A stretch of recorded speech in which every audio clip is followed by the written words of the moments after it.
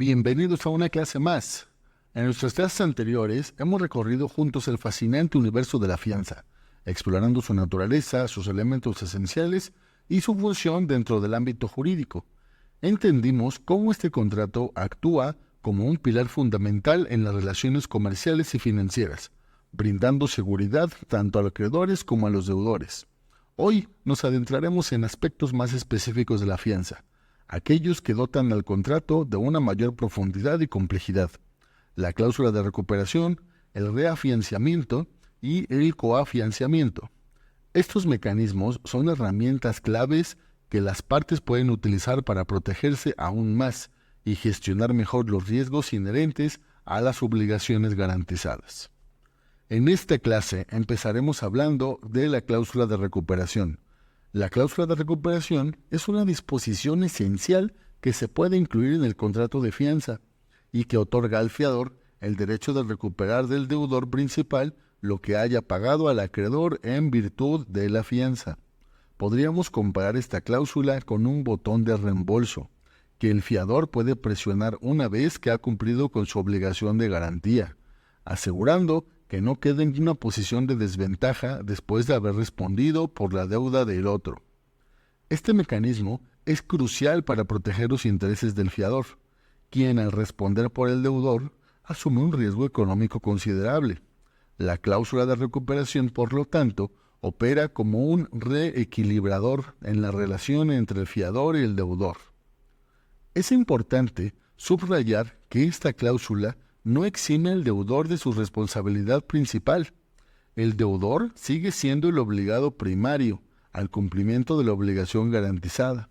La fianza y, por ende, la cláusula de recuperación solo entran en juego cuando el deudor incumple. Para que quede más claro, aquí tienes un ejemplo de la cláusula de recuperación en acción. Imaginemos a Laura, una joven empresaria con una gran pasión por la repostería.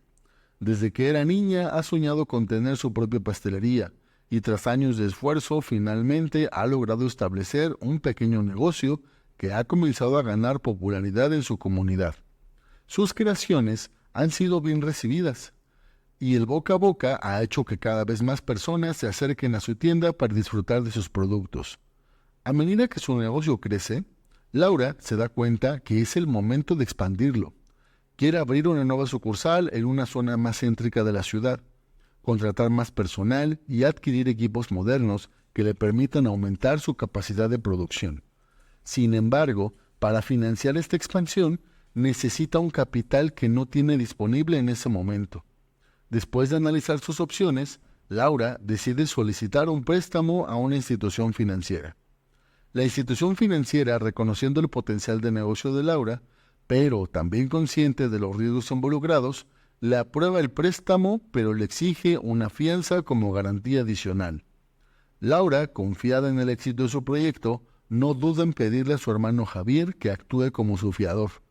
Javier, que siempre ha creído en el talento y la dedicación de su hermana, acepta apoyar a Laura, y en este importante paso para su negocio, saben que la fianza es un compromiso serio, pero confía en que Laura podrá cumplir con sus obligaciones y que no será necesario que él intervenga. Desafortunadamente, poco después de haber recibido el préstamo y comenzando con la expansión, el país entra en una crisis económica inesperada. La situación afecta gravemente a muchas pequeñas empresas, incluida la de Laura. Las ventas disminuyen drásticamente y Laura se encuentra en una situación en la que no logra generar los ingresos que había previsto. Pese a todos sus esfuerzos por mantener el negocio a flote, llega un punto en el que se ve en la imposibilidad de pagar el préstamo que había solicitado para su expansión. Ante esta situación, la institución financiera decide ejecutar la fianza para recuperar el monto adeudado. Como resultado, Javier se ve obligado a cubrir una deuda de Laura, lo que significa que tiene que asumir el pago completo del préstamo, incluyendo los intereses acumulados hasta ese momento. Es un golpe financiero considerable para Javier, quien, aunque lo hace con la intención de ayudar a su hermana, se ve afectado por las consecuencias de la crisis económica. Sin embargo, la historia no termina ahí. Gracias a la cláusula de recuperación en acción, que fue incluida en el contrato de fianza, Javier no queda indefenso ante esta situación. Esta cláusula le otorga el derecho de reclamar a Laura el reembolso de la cantidad que él ha pagado a la institución financiera. Además, Javier puede solicitar que Laura cubra los intereses y los gastos asociados que él ha tenido que enfrentar como resultado de haber actuado como su fiador. Este derecho de Javier no solo es una forma de protegerlo frente a las consecuencias de haber asumido la fianza, sino que también garantiza que Laura, como deudora principal, asuma la responsabilidad de cumplir con las obligaciones que contrajo al solicitar el préstamo. Hablemos ahora del reafianzamiento y del coafianzamiento. El reafianzamiento y el coafianzamiento son dos figuras jurídicas que amplían la red de seguridad de la fianza, involucrando a más personas o entidades en la garantía de la obligación principal. Ambas ofrecen una mayor seguridad tanto al acreedor como al fiador original, permitiendo una distribución más equilibrada del riesgo. Verás, el reafianzamiento es un contrato en el que una tercera persona o entidad, conocida como reafianzador, se compromete a garantizar el cumplimiento de la obligación del fiador original. Es como una fianza de la fianza, agregando una segunda capa de protección para el acreedor. Esta figura es particularmente útil en situaciones donde el fiador original pueda percibir que el riesgo de incumplimiento es alto o cuando la obligación garantizada es de considerable magnitud. Para entenderlo mejor, imaginemos a una empresa de construcción que obtiene un contrato para construir un gran centro comercial. Para asegurar que cumplirá con las especificaciones del proyecto, el propietario del terreno exige una fianza de cumplimiento. La empresa de construcción solicita una fianza a una afianzadora local, la cual, reconociendo el tamaño y la complejidad del proyecto, decide contratar un reafianzamiento con otra entidad para compartir la responsabilidad. En este caso, si la empresa de construcción incumple, el propietario del terreno podrá reclamar no solo a la primera afianzadora, sino también al reafianzador, lo que brinda una mayor garantía de que su proyecto será completado. También existe el coafianzamiento.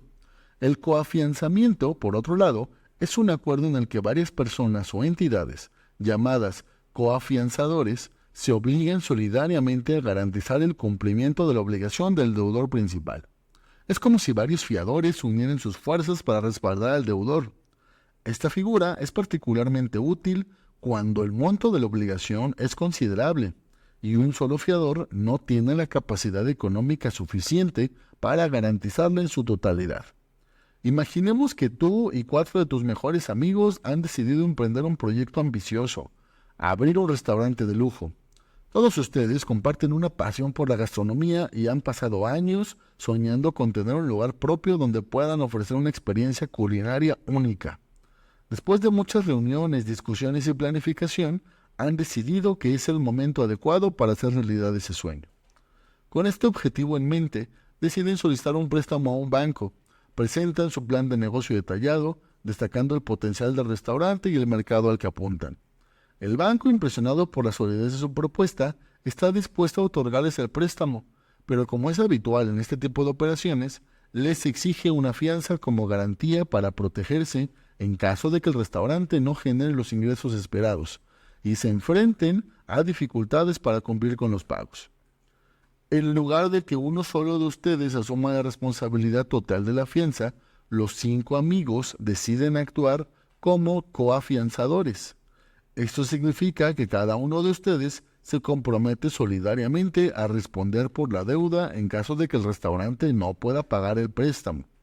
Este acuerdo implica que, si en algún momento el negocio se encuentra en dificultades y no puede hacer frente a los pagos, el banco tiene derecho de exigir el pago a cualquiera de los 5 coafianzadores, o incluso a todos ellos al mismo tiempo, según lo considere conveniente.